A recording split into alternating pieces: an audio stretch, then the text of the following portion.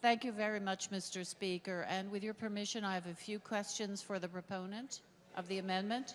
Please proceed, Madam. I'm looking at Section 4, which relates to P20 WIN.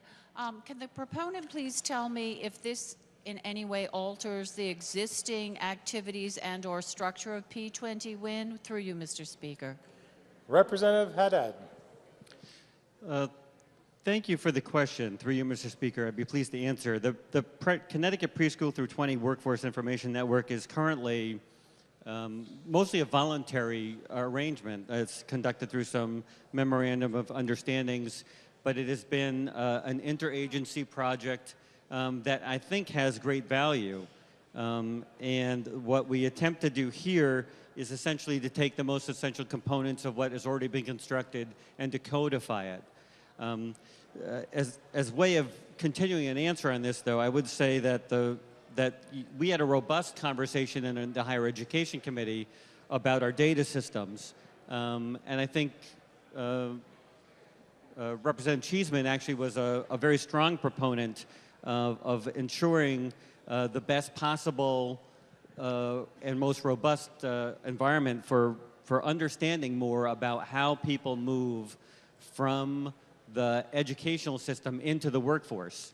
And so we believe that codifying the P20 WIN project into state statute is a good idea to ensure that the good work that has begun will continue to work. Through you, Mr. Speaker. Representative Cheeseman. Thank you, Mr. Speaker. And through you, Mr. Speaker, were consultations held with P20 WIN with regard to the language of this codification? Through you, Mr. Speaker. Representative Haddad. Through you, Mr. Speaker, I believe that most of this language came out of the MOU that is currently established for P20 WIN. Through you, Mr. Speaker. Representative Cheeseman. Thank you. Through you, Mr. Speaker, does this proposed legislation provide any additional financial support for P20 WIN, or does it remain solely a voluntary organization? Through you, Mr. Speaker. Representative Haddad.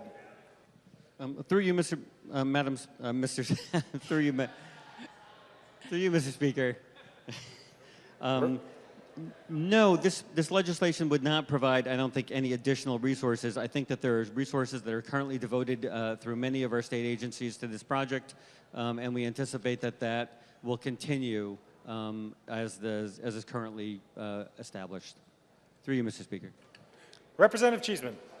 Thank you very much, Mr. Speaker. And my last questions have to do with this. I'm trying to see which section it is. Section 9.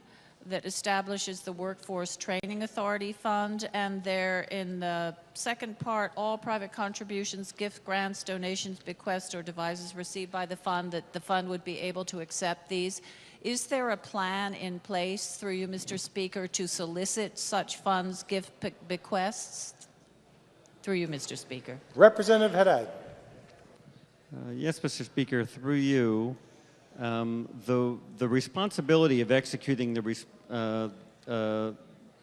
tasks assigned to expending the money raised into the Workforce Training Authority Fund is actually assigned to the Workforce Training Authority, which is established in Section 8. They would have the responsibility to ensure to the best of their abilities that the funds, any funds that are available are both expended appropriately and I think also to the best extent that they can are raised into the fund. Through you, Mr. Speaker. Representative Cheeseman. Through you, Mr. Speaker. I thank the representative. I don't know if I was clear enough in my question. I understand that they will be administering the fund, but I wondered if there were a plan to actually accumulate and solicit these gifts and bequests, and from whom it was anticipated these might be received. Through you, Mr. Speaker. Representative Haddad. Through you, Mr. Speaker, I think there are a lot of different organizations and foundations that are interested in training generally, and I would anticipate that that the Workforce Training Authority would do an assessment of what foundations might be out there that would help fund this project. Through you, Mr. Speaker. Representative Cheeseman. Thank you. Through you, Mr. Speaker. As Representative may be aware, I'm all in favor of leveraging private donations, getting the maximum out of our small state investment, and increasing the involvement of private philanthropy in activities like this. And I think this is a wonderful step in the right direction. I thank the good representative for his answers. Thank you very much, Mr. Speaker.